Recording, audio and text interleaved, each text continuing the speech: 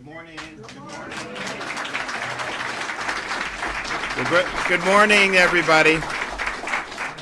It's great to be back in Central Florida. I want to thank Tim and the Florida Realtors for having us. We're also joined by Bill Hyde, who's a Central Floridian and a veteran. He's going to have some things to say about what we're talking about this morning.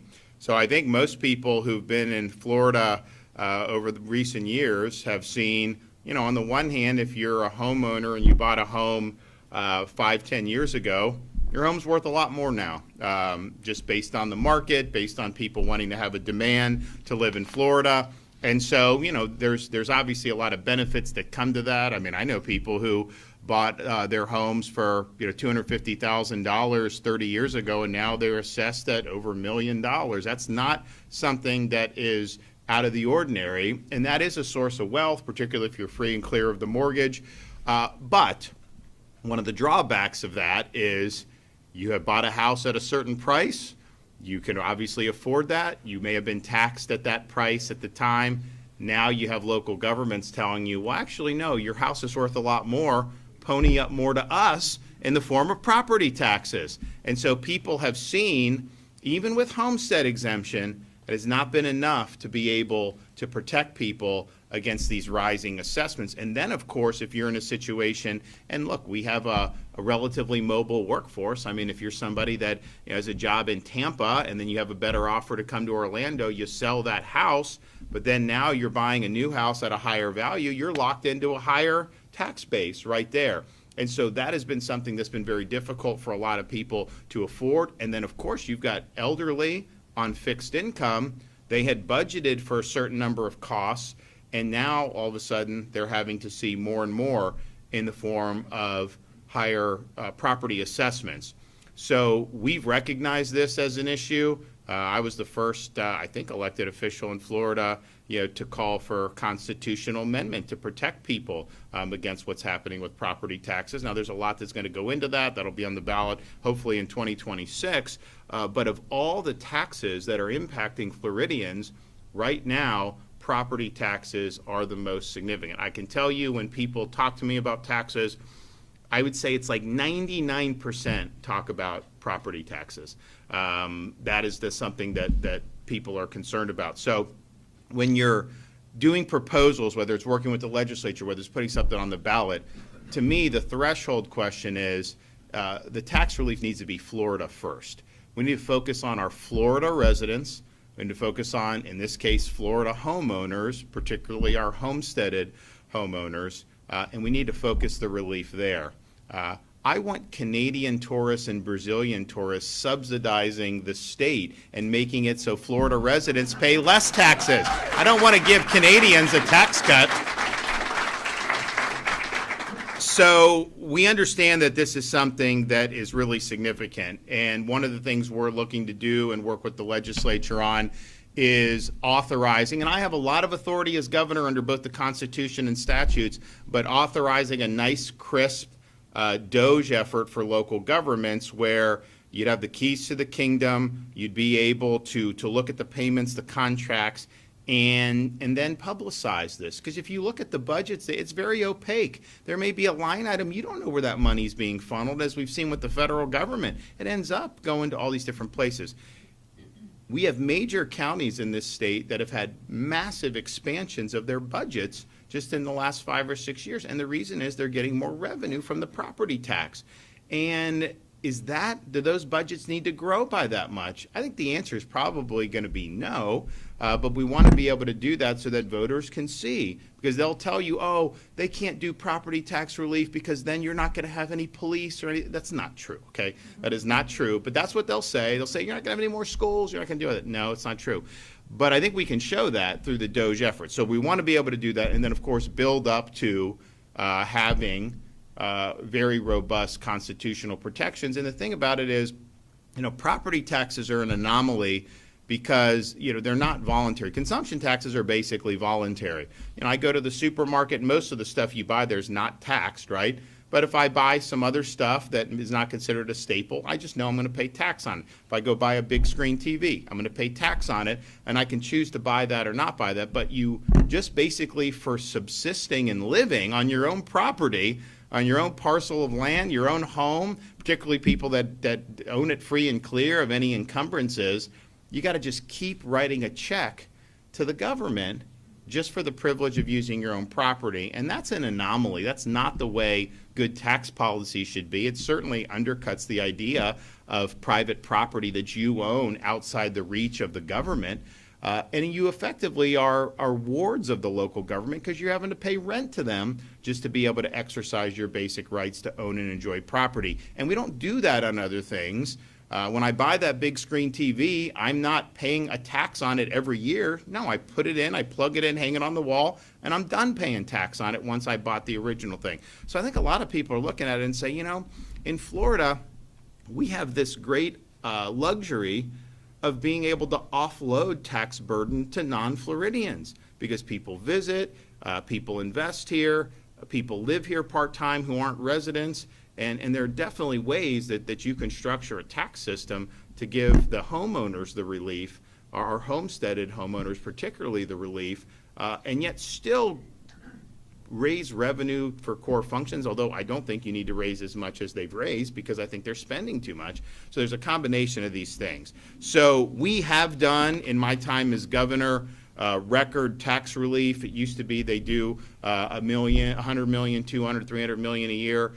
For the last, I think 4 years, we've done at least $1 billion a year in tax relief. 2 years we did $2.5 billion. This most recent current fiscal year, we've done $1.5 billion, including for 2 years in a row toll relief. I mean, any of the commuters, they get a 50% reduction in their tolls. So in your places like Central Florida, you know, it's like everywhere you turn, there's a toll. I didn't put those tolls in, by the way. But it's, there's tolls everywhere. And so ping, ping, ping. If you ping enough, then, you know, once we know you're a commuter, you get a rebate at the end of the month. And so we've done that for 2 years in a row.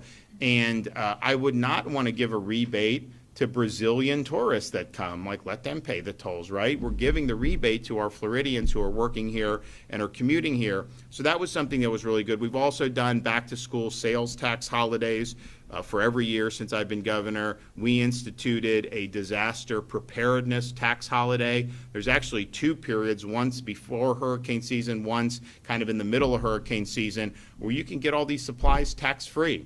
And a lot of Floridians have availed themselves of doing that. We also instituted a Freedom Summer holiday for 4 years in a row, and that exempts recreational items and outdoor activities for families and Floridians from taxes who are looking to enjoy our great Florida summer. And like, look, as someone that grew up here, I know there's people that go elsewhere over the summer, and I understand, but you know, there's a lot to do over the summer here, and people have a good time. We also have done a skilled worker tools holiday, which exempts tools and equipment used by skilled trade workers, but also just, you know, families. If you want to have this around your house, you can do it for that. We've done a gas tax holiday in 2022 when gas taxes spiked. We are also proposing the permanent relief of the business rent tax. That was something that we've reduced significantly. We're the only state in the country that taxes this. I think it would be good for our economy. I think it would be good particularly for small businesses. We've also proposed tax holidays for Second Amendment sales between Memorial Day and 4th of July.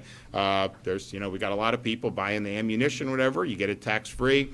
Also a 2-month boating fuel tax holiday that'll save Floridians $27 million by reducing the motor fuel taxes levied on boating fuel.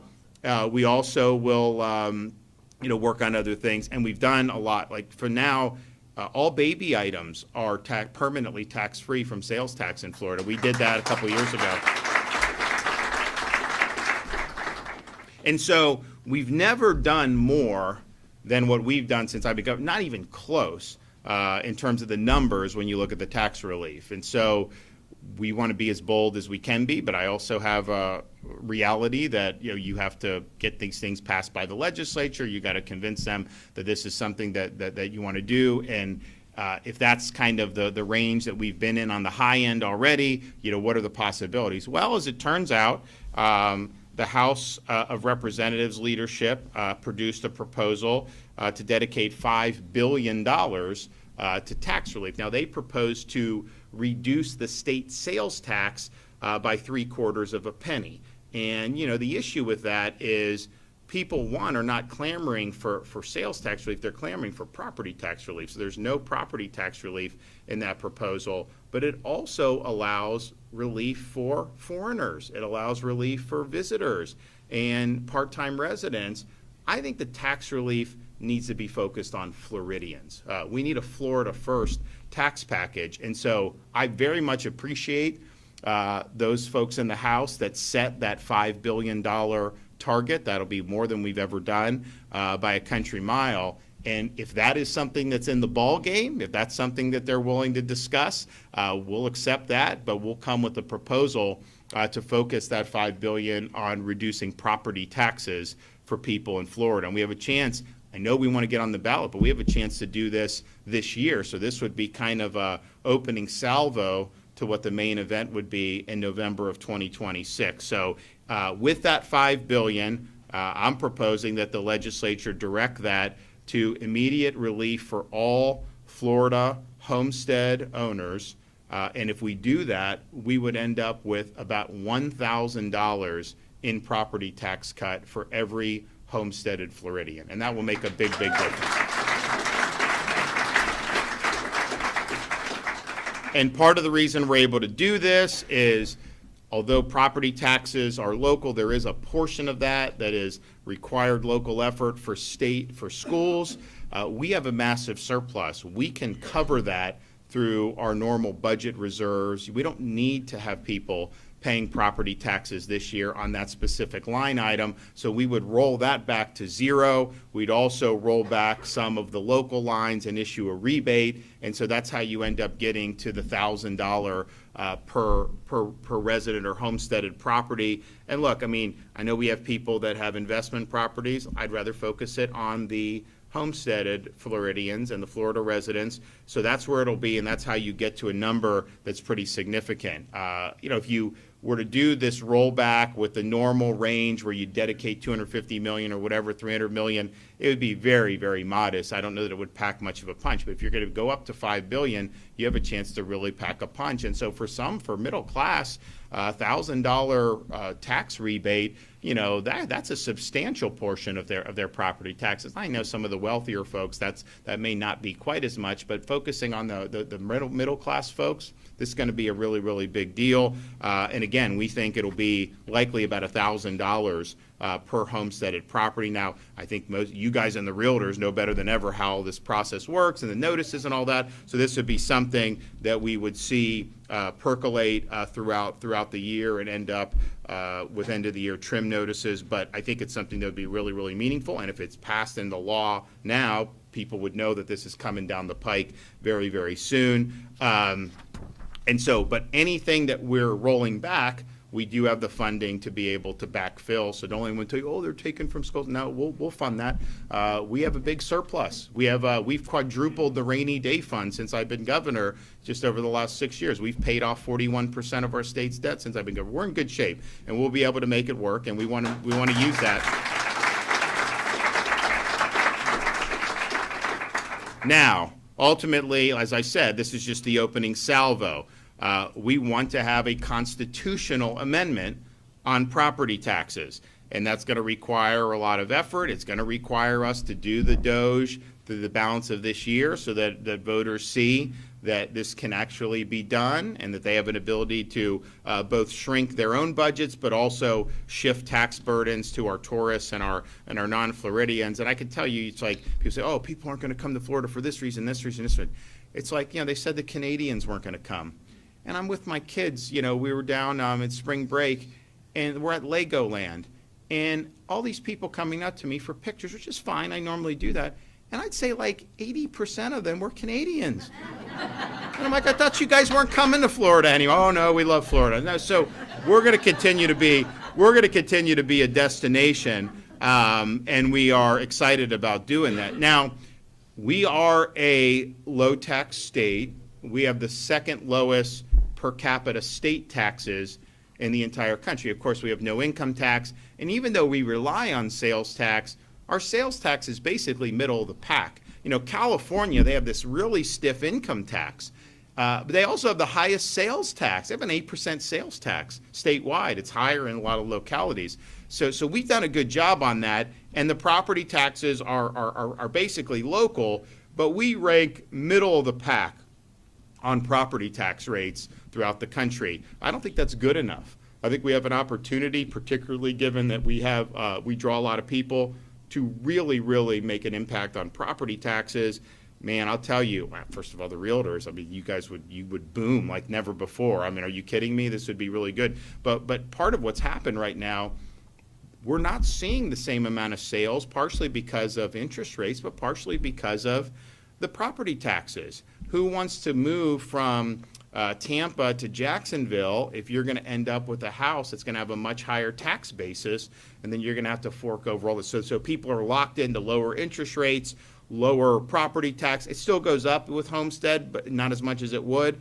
And that's really, I think, inhibited the market. I think you would see the market respond very positively to this. So that's the main event. That's what we're going to be looking to do in November of 2026. And look, when you're in a position to be able to make a difference, listen to folks.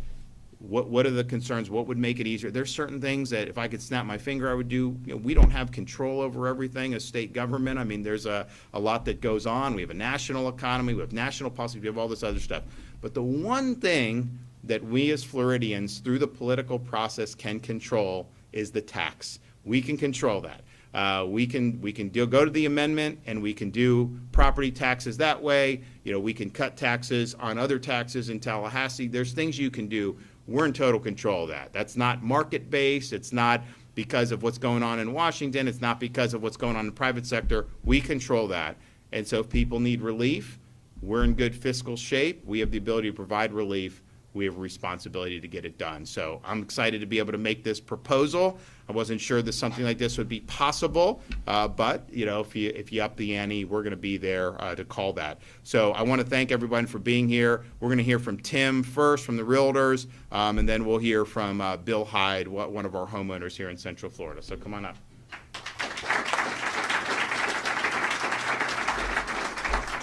Well, thank you, Governor DeSantis, and thank you for putting forward this initiative. You know, Florida Realtors not only serves as the largest professional trade association in the state of Florida, but the largest voice for real estate in the United States. We have 240,000 members in the state of Florida. What I like to say is that's 240,000 small businesses. What that really is that's 240,000 advocates for homeowners. It's 240,000 people every single day that wake up and say, how do we make sure that we continue to preserve the American dream? And as our leaders and our members would tell you, that every single day that we're meeting with homeowners and prospective homeowners and future homeowners, they're talking to us about the concerns and the cost of homeownership. We have a long-standing process and policy at Florida Realtors to work for the reduction and elimination of taxes on real estate, because we understand that homeownership and property ownership truly is one of the key gateways to wealth building, financial independence, and certainly the American dream. In fact, our theme for 2025 is Champions for the American Dream. Because what we understand is that when you have home ownership in communities, you have connection. You have people that are going to get involved. Students perform better in schools when they have home ownership. But then you have to think about the burden that's placed on them. As our governor has shared, property taxes are one of those burdens. I can't help but think about my parents, blue-collar family that worked hard, became debt-free, have not had debt in over 35 years, but to the governor's point, every single year has a debt, if you will, to the state of Florida to pay those property taxes, and that burden continues to be placed on them year after year after year. A proposal such as this is one that not only will open up the marketplace, as our governor talked about, but it will also protect those that are living in their homes on fixed incomes. Those that are saying, you know what, I want to make sure that I can continue to be in the community that I love, the community that maybe I raised my family in, or in the community that I chose to move to from another part of the world or another part of the country. Homeownership truly is one of those cornerstones of the American dream. but making sure that it's affordable is going to continue to be important. We are truly blessed that people from around the world and certainly from around the country choose every single day to move to the state of Florida, and our members welcome them in. We're the ambassadors that meet them on the front lines every day and say, how do we help you get connected and secure within this community? How do we help you find the pathway to your financial well-being and your wealth building and home ownership? So, Governor, I want to thank you for the proposal. I want to thank you for doing this with Florida Realtors. Our organization knows better than anyone that property ownership is a core foundation of wealth, of opportunity, of stability, and of what families look for every single day. And we know that when families get to the end of work and retirement and all those things, their home is often their most valuable asset. And we want to make sure that Floridians have the ability to stay in their homes, to enjoy their homes, and to continue to build the financial wealth for their families. We believe that tax reform is needed across the board in the state of Florida, and certainly Florida Realtors is always standing on the front line to advocate for reductions when it comes to property taxes. So we thank you. We stand with you and the leaders in the state to continue to have this conversation and figure out how we can make sure that Floridians are protected, home ownership is empowered, and that more people see the dream of home ownership come to life for them. Thank you. All right.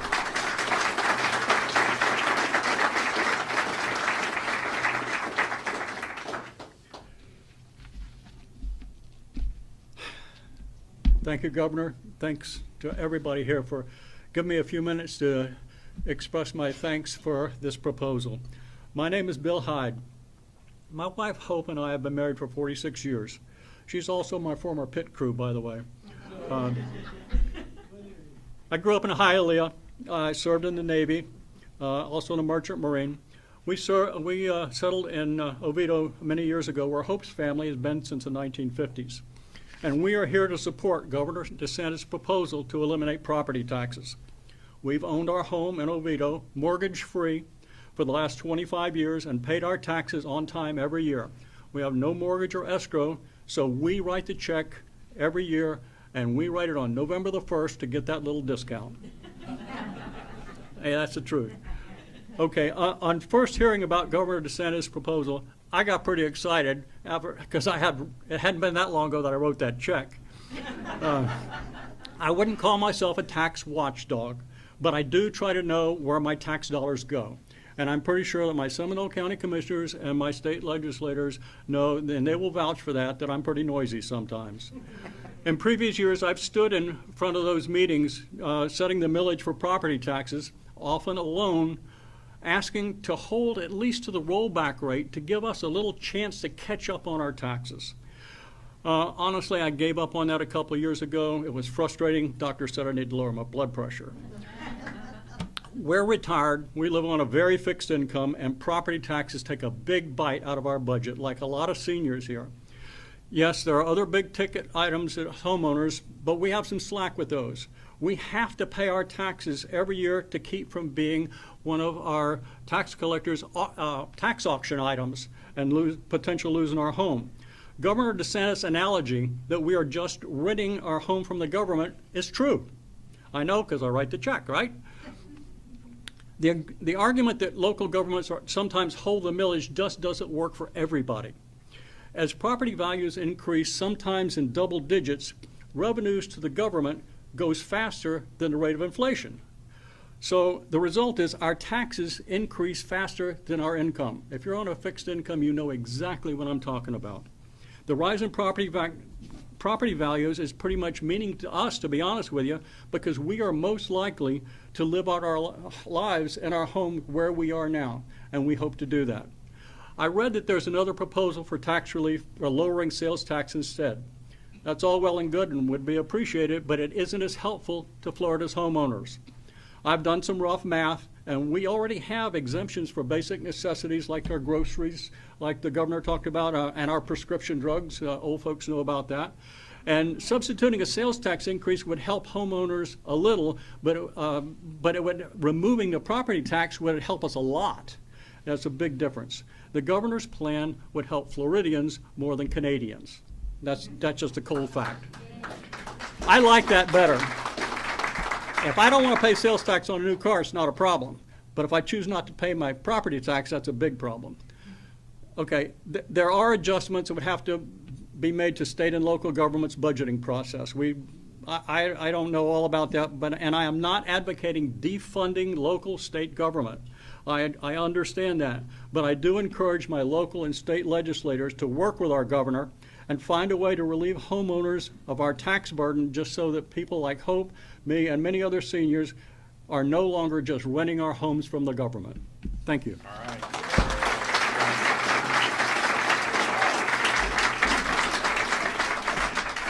Well, thanks, Bill. I appreciate that very much. And look, people have asked for relief. They need relief. There's positives when you have a state that people want to move to.